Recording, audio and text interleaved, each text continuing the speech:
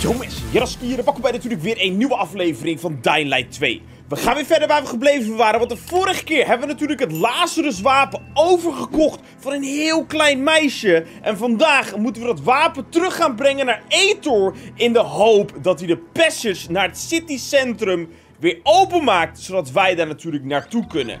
Maar dat is allemaal even afwachten. Heb je er nou vandaag weer zin in? Ram natuurlijk subscribe, blijf zo super gaaf. En vergeet niet te abonneren op mijn kanaal om op de hoogte te blijven van alle nieuwe afleveringen. En je hoort de kerktoren afgaan, de klokkentoren afgaan. Want het is daadwerkelijk avond aan het worden. Maar hier voor ons hebben we een klein schuilplaatsje waar ze les geven aan kinderen. En daar hebben wij daadwerkelijk een meneer zitten die een missie voor ons heeft. Dus ik wil even met hem gaan praten om te kijken wat hij voor ons heeft. Want misschien kan dit wel interessant zijn en misschien kunnen we die kinderen wel gaan helpen. What's going on here? Hello, I'm Henkel. Henkel. This student here was curious about my lesson today.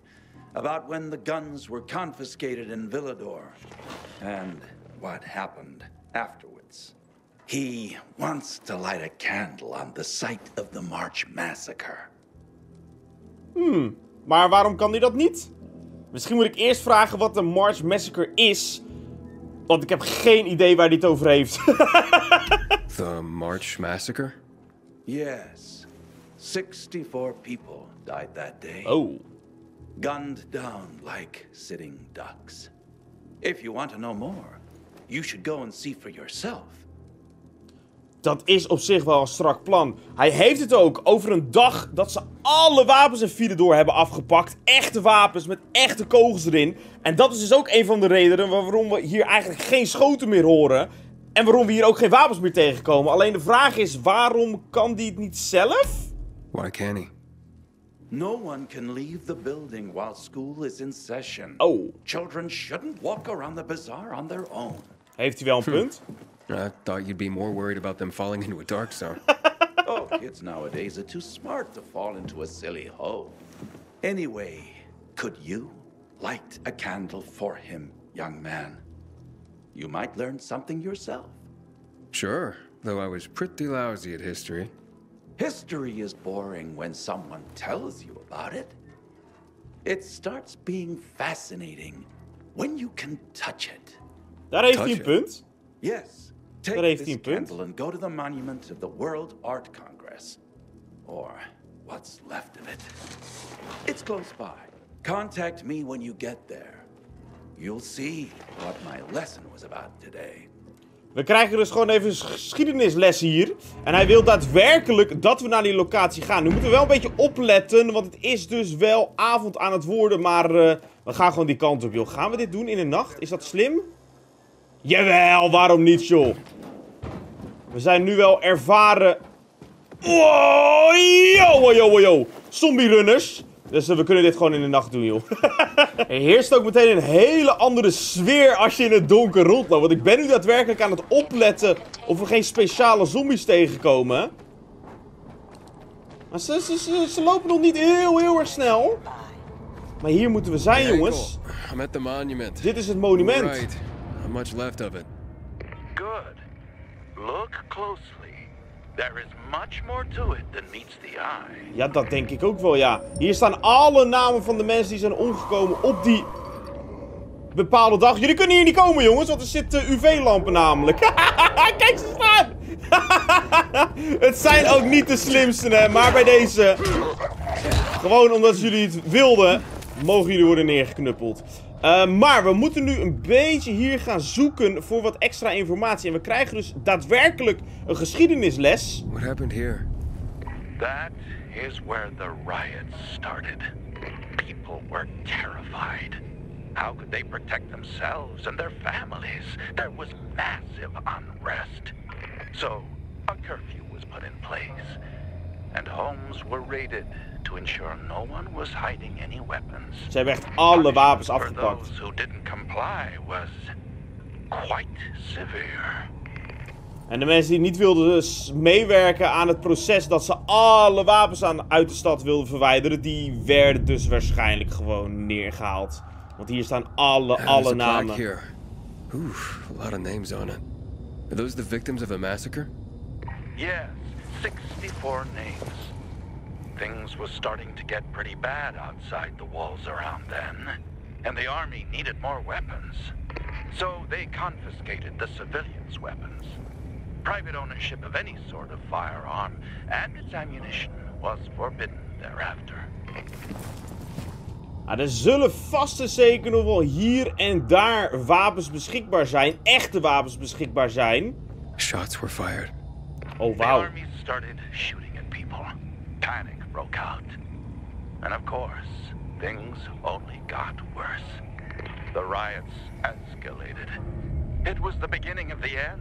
Het is natuurlijk heel veel jaren geleden gebeurd, maar de kogel-impactgaten, die zitten gewoon nog op de boom, joh. Maar laten we de kaars voor hem aansteken. Die kunnen we hier neerzetten. So you're saying that Pratt made a bad call, taking people's guns away? Hard to know for sure, but it didn't end well for anyone. In fact, the main irony is that the army soon ran out of ammunition. And just like that, firearms became... Daar heeft hij wel een punt, inderdaad. That's what's generally believed to have happened. Now you'll hear some folks claim that Pratt kept a secret stash of ammunition somewhere in the city. Oh. But if so, he took that secret to the grave. So I guess we'll never really know. And that's the thing about history. We rarely ever really know. It's not a hard science. History is fragile as the passing of time. It takes the vigilance of people like myself to make sure it's not rewritten to suit the whim of each new generation's self-righteous fight. Maar hij legt het wel allemaal goed uit. Dat is een goede leraar. Everyone should practice it. Farewell now, pilgrim. I hope this little trip down memory lane has illuminated your path. Dankjewel, dankjewel. Hij vertelt dus ook dat het leger de wapens afpakte. Alleen dat het leger op een gegeven moment geen ammo meer had. Dus dat eigenlijk alle wapens onbruikbaar werden. Alleen dat er ergens in de stad, diep onder de grond of diep in een geheime plek, heel veel ammo ligt bewaard. Dus wie weet gaan we dat op een dag wel vinden. Maar ik ga heel even snel op het kaartje kijken. Want wij moeten namelijk deze kant op. Dus ik ga sowieso eventjes een waypoint daar neerzetten. En dan rennen we gewoon zo snel mogelijk die kant op. Alleen, wow, joh, we moeten natuurlijk wel oppassen. Want het is op dit moment nacht. En de daken zijn nog redelijk veilig. Maar op de grond... Oh nee, de daken zijn ook niet veilig. Hallo allemaal. En we knuppelen gewoon even allemaal neer. Het is hier nog rustig. Waar je speciaal voor moet oppassen, zijn de speciale zombies. Want die starten namelijk een chase en die roepen eigenlijk de rest op om ons aan te vallen. Ik trap er gewoon vanaf, hoor. Pas maar op, jij. Alsjeblieft. Alleen dan lopen er wel echt veel, maar ook echt veel meer in de nacht. Maar we zijn hier op een plek gekomen waar heel veel loot ligt. Misschien dat ze daarom er wel stonden, joh. Kijk, allemaal scrap hier. En er ligt nog veel meer. Er is een steen, die heb ik eigenlijk niet nodig. Hier, succes wie er beneden staat. Loopt er letterlijk iemand gewoon rustig op de straat. Krijgt hij vol een baksteen op zijn kop. Nou, dat was niet helemaal de bedoeling. Maar we hebben hier wel 3 rugzakken liggen. Dus kunnen we alle 3 looten. En er zit wat drank in. En wat nieuwe schoenen. Kijk. En kijk eens even wat er allemaal op de weg loopt nu. Er staan heel veel speciale zombies. En daar wil je eigenlijk niet te dichtbij bij komen. Maar dit is de kant waar we naartoe moeten. Dus dat is ook precies de kant die ik zo snel mogelijk ga oprennen. Want dit is natuurlijk de headquarters van de Peacekeepers. En daar is, als het goed is, Etor nog aanwezig. Die op ons aan het wachten is. En dan gaan we kijken wat hij te zeggen heeft. Want wij weten niet wie de dader is. Oh, the pilgrim has returned. I hope not empty-handed. Maar we hebben wel het wapen I found gevonden. Lazarus. I'll be damned. I was right that you could open doors we couldn't. Where's the fucker who had him? In Meatpacking Square. You didn't let him go, did you? That could have been the murderer. A girl had him. She's 10 or something. She didn't kill him. Just looted the corpse. Stop, we'll get back to this later. Leave us.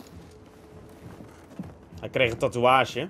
En ik ga gewoon straight to the point komen. We hebben het wapen afgeleverd. We weten niet wie de moordenaar is. Want een meisje van 10 had het gestolen. Dus ik wil naar het centrum. Klaar. I did what you wanted. It's your turn. Get me to the center. Opening the tunnel to the central loop is beyond my pay grade, Pilgrim. Command wants me to find the killer. Aiders, you promised! Cool down, Pilgrim. I keep my promises. First, take this. Token of gratitude. Dankjewel, een nieuw wapen. Aider, I have to get to the center. Get it? You're looking for someone, right? I want to go to the central loop too. My wife and kids are there, and I can't protect them when I'm stuck here. The tunnel will open when I find the killer. Is that clear?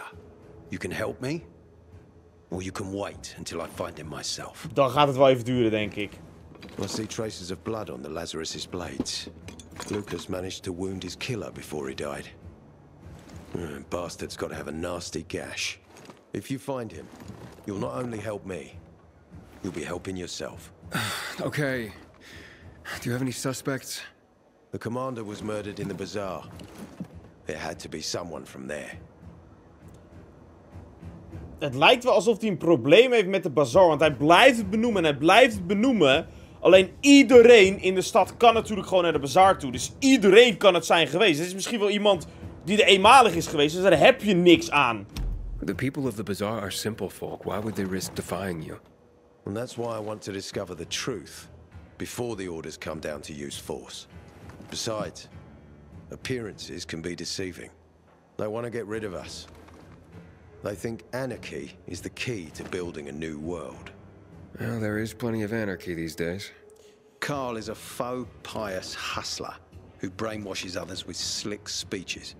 He says everyone's equal, but it's bullshit. You can't be a leader and an equal at the same time. We moeten de moordenaar zien te vinden, want hij gaat dus niet de poort openmaken. We kunnen dus nog steeds niet naar het centrum van de stad komen. Dus we hebben eigenlijk geen keuze. We hebben wel, omdat we het wapen hebben gevonden, een wapen ervoor teruggekregen. Dus dat is wel een mooie deal. Alleen de tunnel blijft gesloten. I'll try to find Lucas's killer. Splendid. That's your ticket to the center. Head back to the bazaar. Is there anything else I should know before I go? Yes, as a matter of fact. But this is totally hush-hush. Word of this cannot get out. Ik zeg Sounds niks. serious. Whoever killed Lucas took a little trophy. Carved his tattoo right out of his bloody arm. They cut into his corpse? That is seriously Wow. fucked up. Wow. Yeah, seriously. Men found out Lucas was desecrated like that, they'd lose their shit. And it would be total war. I'm telling you this because if you find that little trophy, then you found the sick fuck who killed Lucas. Got it. I'll head out right now. Ze hebben dus gewoon letterlijk de tatoeage van Lucas uit zijn arm gesneden. Oftewel, ze hebben de huid als een soort trofee gehouden. Dus als we dat stukje huid met die tatoeage kunnen vinden, dan weten we precies wie Lucas heeft vermoord. Het is nog steeds nacht op dit moment. Ik weet niet of we hier even snel kunnen rusten. Nu is iedereen die hier binnen staat aan het rusten. Maar wij hebben een bed nodig. Of course, I have high hopes for you, Aiden. Meet me outside. Ik kom eraan, Hakon. Die staat nog op ons te wachten. Ik hoop serieus niet dat Hakon de moordenaar is. We hebben hem in vertrouwen genomen. Alleen of dat een goed iets is, ik zou het niet weten. Hij staat hier wel op ons te wachten. Ader wants me to find Lucas's murderer. Only then will he help me get to the center. Not doing his dirty work. Well, that's no surprise. He told me to start with the bazaar. Figures. PK and the bazaar really hate each other. Only two people matter at the bazaar. One is that overblown preacher, Carl. I know that. Who else is there? Sophie, his right hand. She has a way with the bazaar's more rebellious souls. Carl en Helps him keep Sophie control. dus. There's also Dodger, a local gangster. He knows what's going on, and about the bandits led by Joe. But they're afraid of the PK. Okay, I'll talk to Sophie and you look into Carl, unless you prefer the girl. Sophie? She's not really my type, you know? Huh? Weet je het And zeker? headstrong. You'll see. Is goed, dan hebben we een nieuw plan. Dan moeten wij kijken of wij Sophie kunnen vinden bij de bazaar. Ik heb daadwerkelijk een bed gevonden, dus we gaan heel snel rusten, zodat het weer licht buiten is. Want het is toch wel een beetje spannend om buiten rond te lopen in de nacht. Dus dan gaan we. Het is nu 7:02 's ochtends. We hebben ook wat extra XP gekregen, puur gewoon omdat we in de nacht hebben rondgelopen. En die XP die kunnen we natuurlijk weer gebruiken om uiteindelijk weer skillpunten te besteden. Op het moment dat wij een skillpunt hebben gekregen voor genoeg XP. En dan worden we steeds sneller, steeds beter en steeds sterker. Dus dat is het ook zeker weten wel waard. Maar dan gaan we onze weg vervolgen. Kijken of wij Sophie kunnen vinden. En dan gaat een alarm af buiten, joh.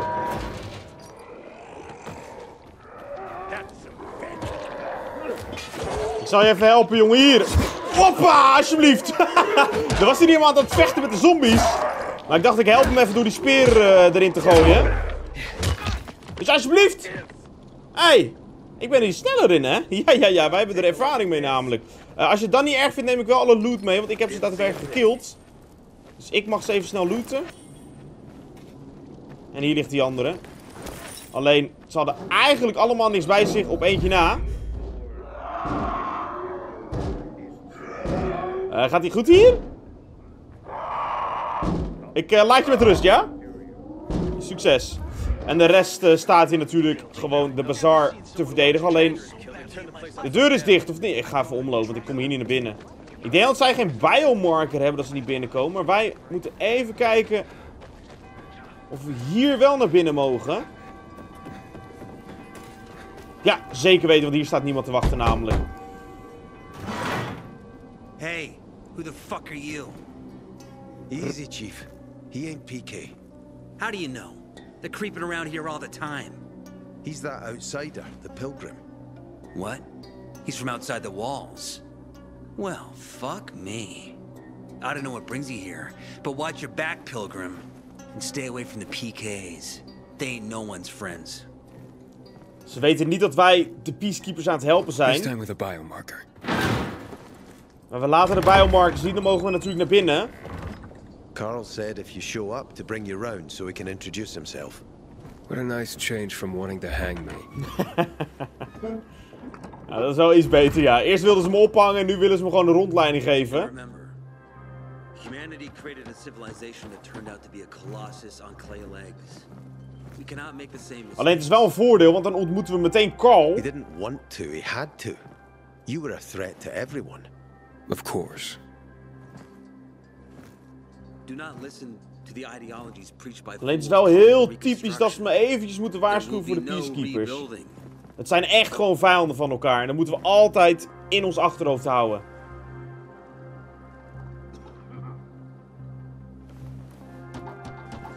Who would have thought? A pilgrim in the bazaar. Welcome. Dankjewel. Yeah, I'm still alive, despite your best efforts. It's clear to me you're holding a grudge. But if you were in my shoes, you would understand. We are responsible for the safety of our community. And we treat this seriously. That's why we did what we did. I hope you can forgive us. So, pray tell. What's it like in the outside world these days? Eerlijk is eerlijk, hij probeert iedereen in de community te beschermen. En ik ben niet dood. Ik leef nog steeds, dus ik kan hem wel vergeven. En buiten de muren wordt het steeds erger en erger. And getting worse. Settlements are shrinking in size and number. I'm afraid soon there will be nowhere else to go. Doesn't surprise me, son. Humanity must reach the bottom in order to rise again. And this is why we are here. Any more news? Niet echt, nee. Ik zou wel heel veel vragen aan hem kunnen stellen. Alleen het is een beetje een duizelig persoon. Dus ik ga gewoon straight to the point. Is gossip all you want from me, Carl? No. But you came from outside, and you're walking around my flock. So, to set things straight, I need to know if you're a sheep or a wolf. What are you then? Oei. Oei, oei, oei. We zijn niet echt een schaap. Alleen we zijn ook geen wolf. We zijn hier gewoon puur om iemand te vinden. En in dat proces moeten we heel veel mensen helpen. En maken we wat vrienden en maken we wat vijanden. Daar kunnen wij verder niks aan doen. Dus ik vind dat niet echt een hele indrukwekkende metafoor. I'm not really a fan of this metaphor. Ah, yes. I see. Pilgrims are not people of metaphors or poetry. Nope. They prefer to act. Yeah, about acting. I'm looking for Sophie. Are you? And why, pray tell? Nu moeten we even logisch gaan nadenken. Want we moeten niet iets laten weten dat we met Lucas' dood bezig zijn. Dus we kunnen het beste zeggen dat het gewoon onze eigen business is. Want als we zeggen dat we een pakketje voor haar hebben. En zij zegt uiteindelijk tegen Carl dat er geen pakketje was. Dan klopt het ook weer niet. Dus we moeten wel ons verhaal geloofwaardig houden. Zonder dat we informatie geven dat we niet willen geven. That's my business. Not when you're on my turf, Pilgrim. Nou, jawel. But fine. I'll humor you. Your business, whatever it may be, is not a threat to us. After all, you're just one man. And we are many. Dat is een dreigement. We Maar see a goed. giant of a man. That's Herman, Sophie's bodyguard. She won't be far. And I really hope your business doesn't make Herman angry. Farewell, my friend. Ze heeft dus een hele grote bodyguard rondlopen. Dat valt wel mee qua grote bodyguard, hoor. Sophie, can we talk?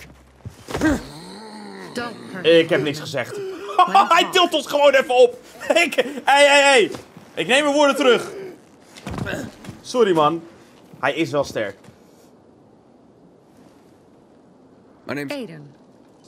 You're that pilgrim that came to town recently. You're sure well informed. Don't have much of a choice. I'm in charge of safety here. Besides, yesterday you made quite an entrance. I'm looking for a job. Would you happen to know of any? People here say you can be useful. I'd rather see for myself. How about a small errand first? What are you proposing? Go to one of the craftmasters, Alberto or Vincenzo. Both know the location of the purest crystals. I need some for a certain transaction. Dat kunnen wij wel doen. Ze vragen dus of wij kristallen voor haar kunnen halen. We moeten natuurlijk een beetje een wit voetje halen. Dus we kunnen het beste eventjes eerst voor haar een missie accepteren. En dan pas over andere dingen beginnen. Nu we toch in gesprek zijn, kunnen we wel nog wat meer informatie vragen over wat ze bedoelt dat ze het hoofd van de beveiliging is. Want als zij hier alles runt, dan wordt ze wel een belangrijk persoon. You said you were in charge of safety at the bazaar. What does that mean exactly? It means any PK who threatens our community of free people can count on me breaking his skull. Oei. Oh, from the way Carl talked, you sounded more like pacifists. We're trying to overturn the old ways and usher in a new era for humanity. It's a true revolution. And every revolution needs two things to succeed: ideology and an armed faction to enforce it. Dit is wel een kandidaat voor de moord op Lucas. Ik denk alleen niet zij, maar ik denk eerder haar bodyguard. Fine. I'll go talk to one of those craftmasters. They should be at the bazaar.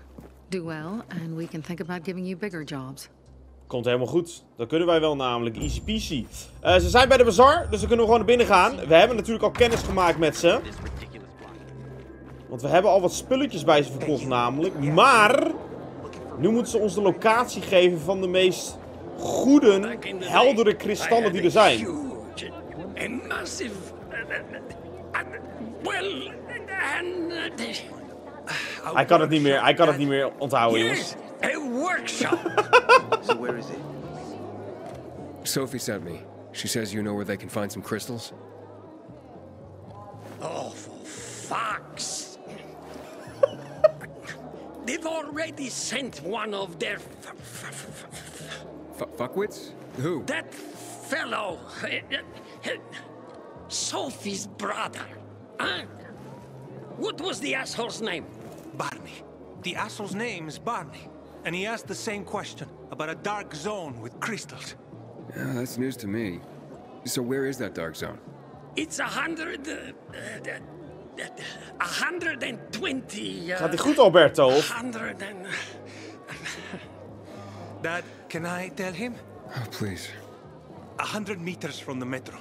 There's a big sign, fashion store, and a windmill on the other side of the street. Thanks.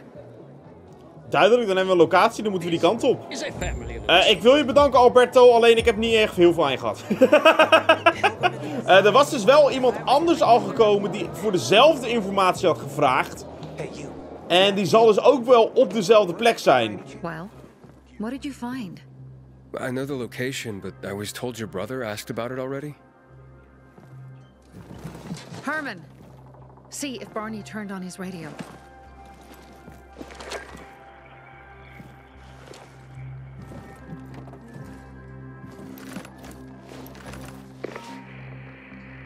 Geeft hij antwoord? Barney, answer me.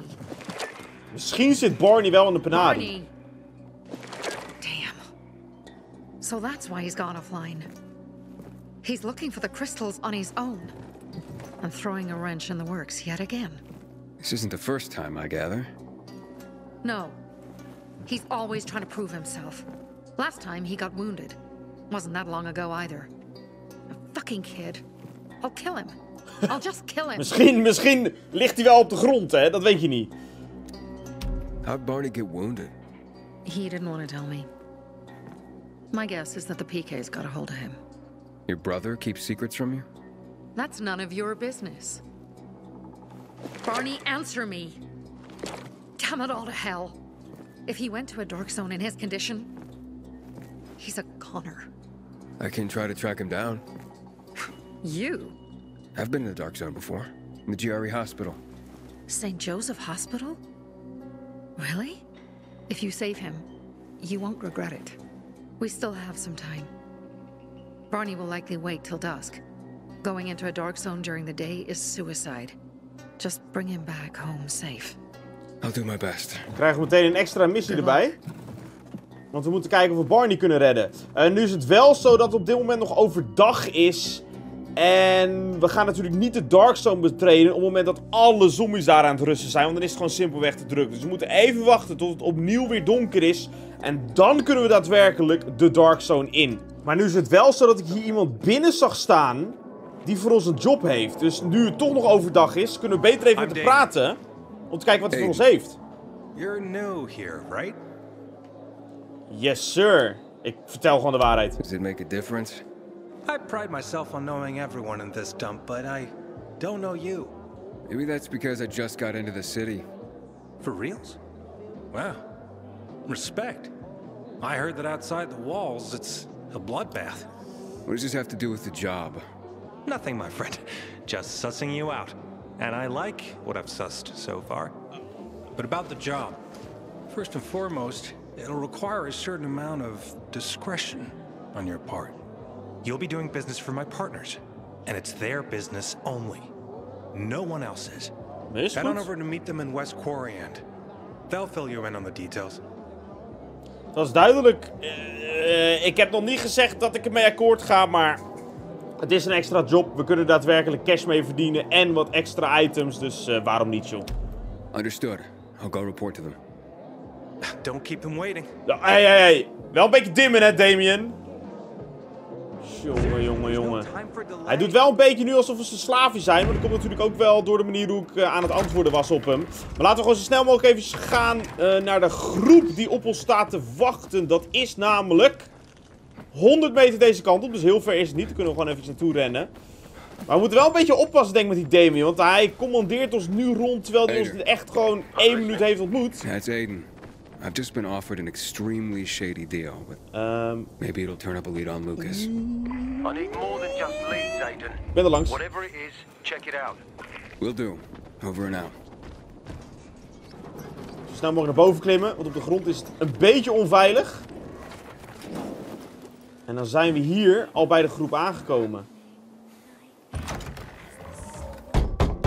En dan kloppen we vol op de deur. Anybody there?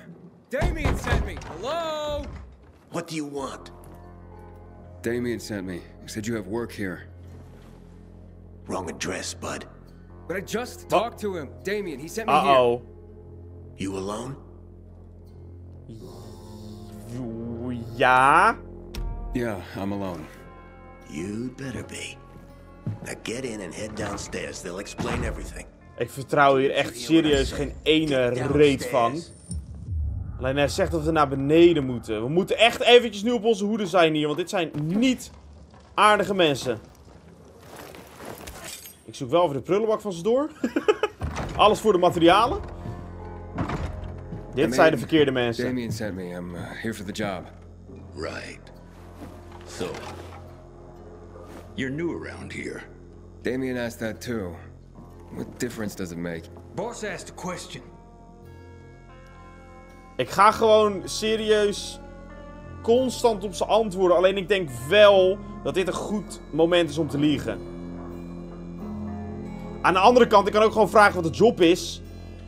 Want ik ben hier daadwerkelijk voor een job om extra cash te verdienen. Now, I'm still trying to figure out why I'm here. Yeah, you're the one dancing around the subject. Okay. Let's talk about the job then. To do it, it's best that you're not all that well known around the bazaar. Well, I wouldn't say I'm all that well known. That's good. That's very good. Looks like we finally found our missing person. Wait, what are you talking about? What do you want from me? Let's just say we work for someone that's dying to meet you. Except he won't be the one dying, I don't think. Ik wist het. Ik wist dit gewoon, jongen. Oké, kom maar, jongens. Jullie willen vechten? Oh, yo, dan gaan we vechten ook. Ik pak meteen even mijn sterke wapen erbij die ik net van de peacekeeper heb gekregen. Alleen ze vallen snel aan, joh, deze gekken. Doe nog een keer dan. We moeten uit die hoek. We moeten uit de hoek. Anders gaat het fout namelijk. Ze duwden me gewoon de hoek in. Dat is precies wat je niet wil hebben. Alleen de eerste is neer, alsjeblieft, vriend. Ja, dit zagen jullie even niet aankomen, hè? Hij ligt op de grond, ik kon niet meer slaan. Dit vinden ze niet zo leuk, denk ik. Ik wist gewoon dat ik het niet moest vertrouwen. En er komt er nog één. Pas op, hoor. Ze komen zo meteen waarschijnlijk... Ja, hoor, er komt de rest aan. Die komen van boven. Die hebben dit natuurlijk ook gewoon gehoord. Dat zijn goede wapens, jongen. Maar niet goed genoeg. Woe! Nu moeten we hier nog weg zien te komen. Ik wist gewoon dat ik het niet moest vertrouwen, hè. Dit was te verwachten. Maar waarschijnlijk wat ze wilden doen, dat denk ik... is omdat natuurlijk niemand ons nog kent... is ze konden net doen alsof wij een persoon waren die vermist was... En dat ze ons lichaam dan terugbrachten voor een beloning of iets? Ik heb werkelijk geen idee. Maar ik check nu wel, nu we hier staan, eventjes of er nog wat spulletjes liggen. Want er liggen sowieso wat throwing knives. We hebben nog veel meer loot hier. En we gaan hier niet meer terugkomen, dus ik neem ook gewoon alles mee. Dat is hun verdiende loon. Thanks voor alle spulletjes, jongens. Even snel hier lockpikken, want er staat nog een kist achter de deur namelijk. Helemaal naar rechts, denk ik. Ja, daar komt hij. Oeh, bijna. En klik, ijs open. We hebben toch iedereen vermoord, dus we hebben even de tijd om hier rond te lopen. En kijk, dit is what we're talking about. Een extra broek, wat bloem en nog wat medicijnen.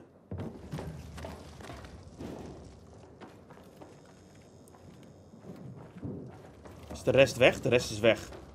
Of ze staan ons buiten nog op te wachten, dat kan natuurlijk ook. Hey,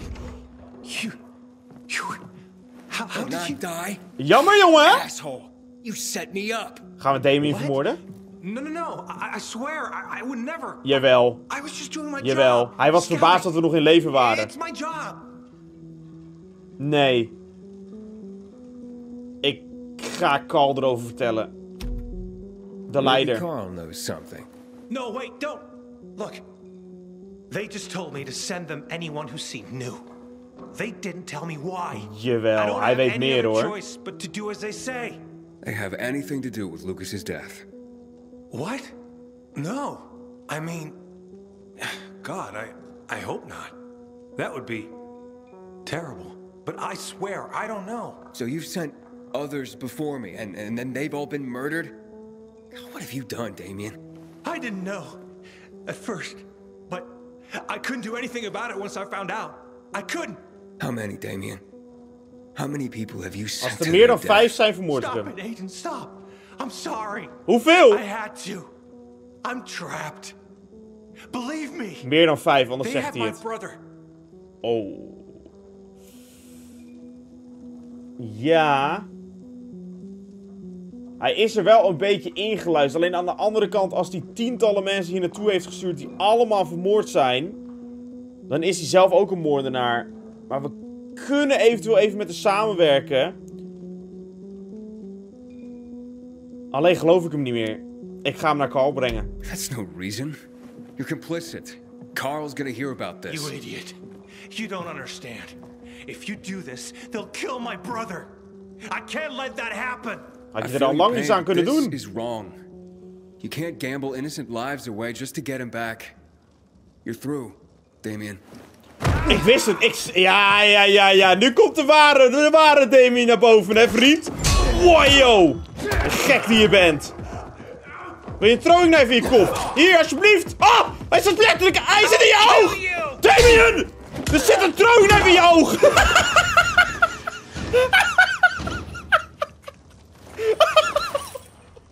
Oh, jongens. Sorry, Damien. Dit was je eigen... Dit was letterlijk zijn verdiende loon, hoor. Ik zweer het. Ik kan er niks anders aan doen. Nou, dat zootje is ook opgelost.